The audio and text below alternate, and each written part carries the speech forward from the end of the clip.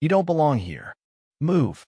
That was the first thing I heard. Sharp words, cold as steel, followed instantly by a slap, so loud it echoed through Gate 17 like a pistol shot, silencing everyone in earshot, the kind of moment that freezes people in place, no matter how rushed or self-important they think they are. Right after that, a silver badge clattered across the tile, spinning out by the shoes of a businessman who looked like he just realized he wasn't in control of his own morning anymore. Yeah, that happened. And the girl at the center of it, Charlotte Brooks, only 11, wearing her pressed Navy honor uniform, didn't flinch. She just stood there, cheek flaming from the slap, her badge on the floor, her world turned upside down by a woman in a flight attendant uniform who honestly looked more annoyed than sorry. This isn't a costume party. That was Dana Holloway, the attendant, talking down at Charlotte like she was a stray puppy that wandered into first class. First class is for real passengers, she snapped, her voice hard enough to crack the polished airport comm. Most kids would cry, maybe run, maybe call for their parents. Not Charlotte.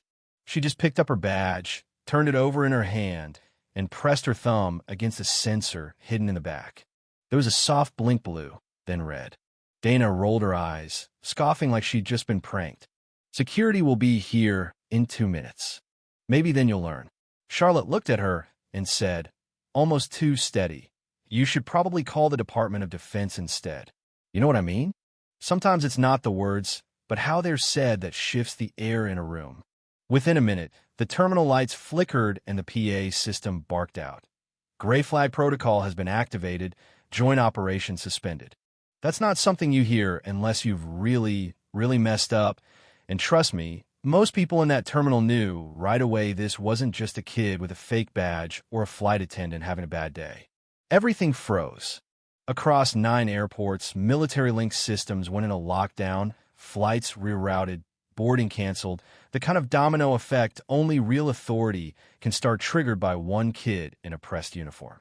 But before all that, before the slap and the badge and the shutdown, Charlotte had been sitting in a corner of the Fort Liberty VIP lounge, hands folded, back straight, shoes shined, just another invisible kid in a world of business travelers and families rushing somewhere more important.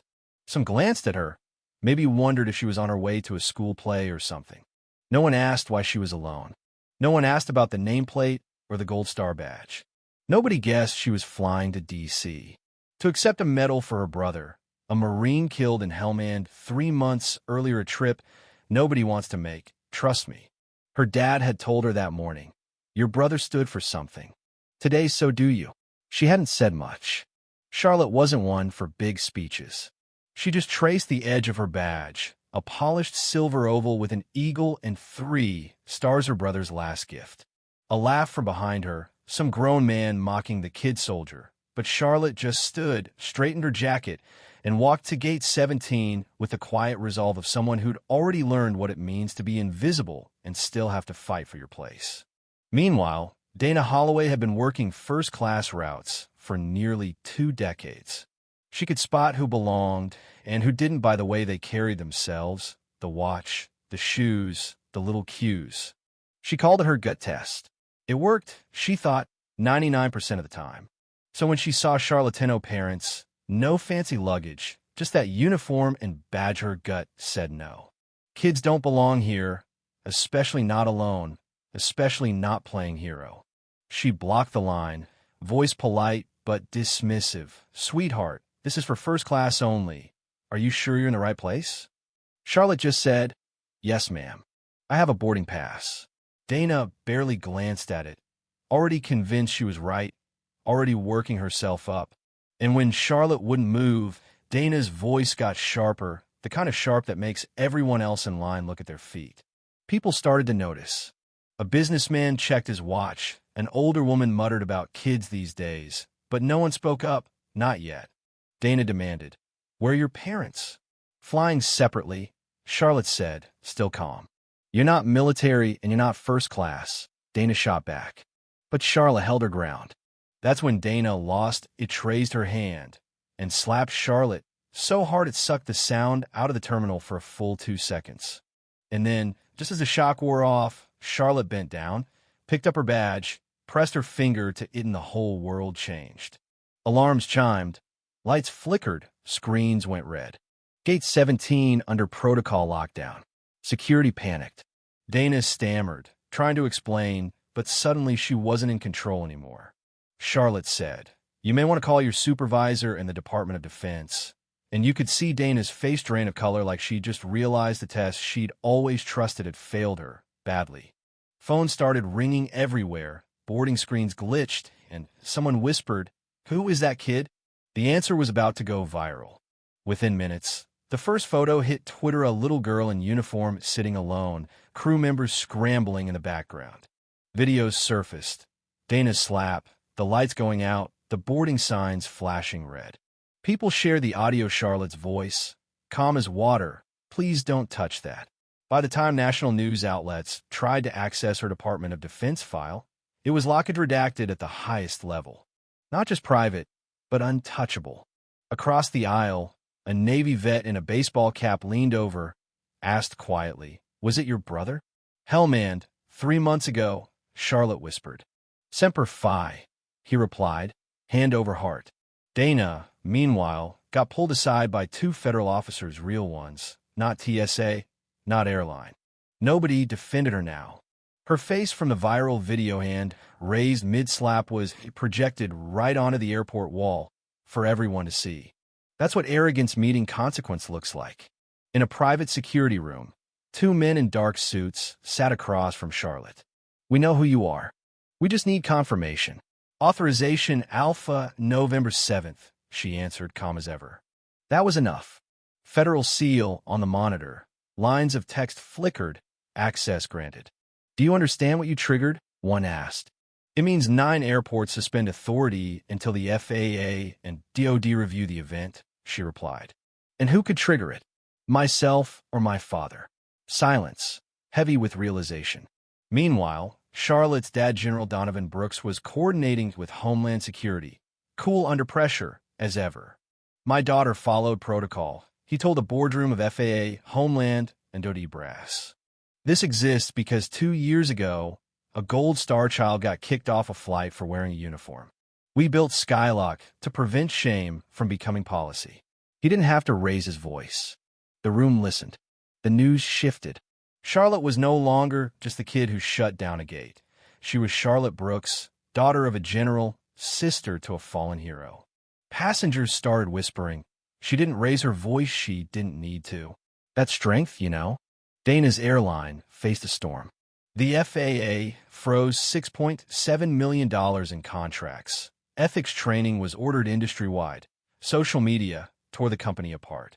"Respect is not optional" trended for a full day.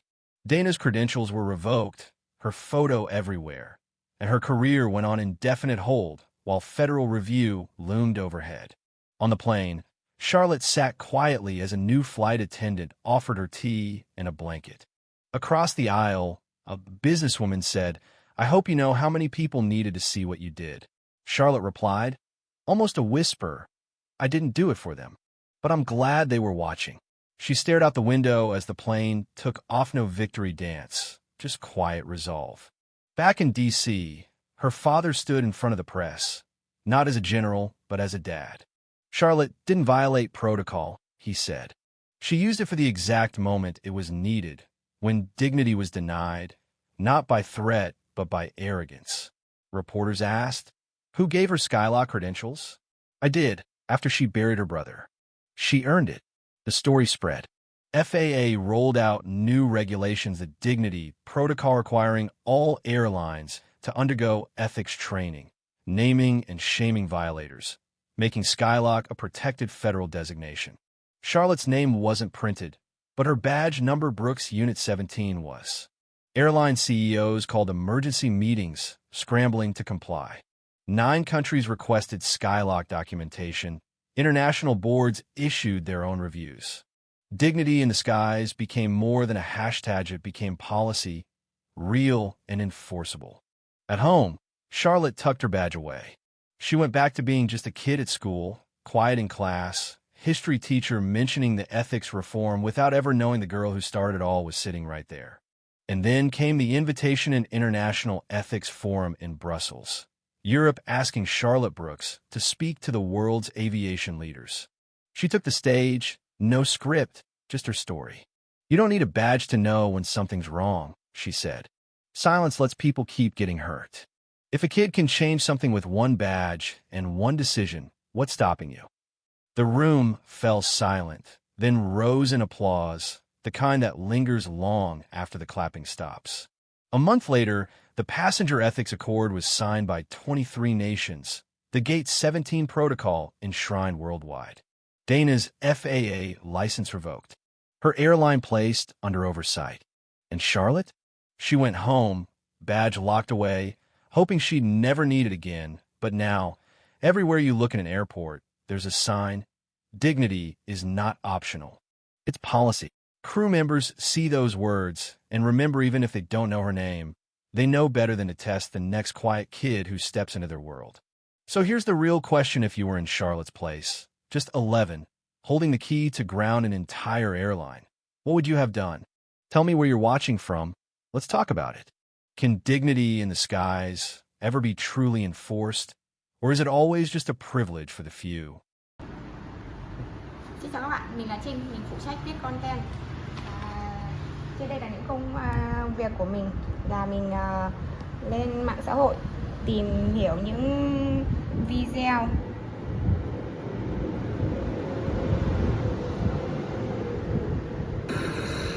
Next one? Alright. Thank you, man. Hey, if you guys have any trouble, let somebody know. Please. After the tree to hold on to. Yeah. Yeah, you're suspended.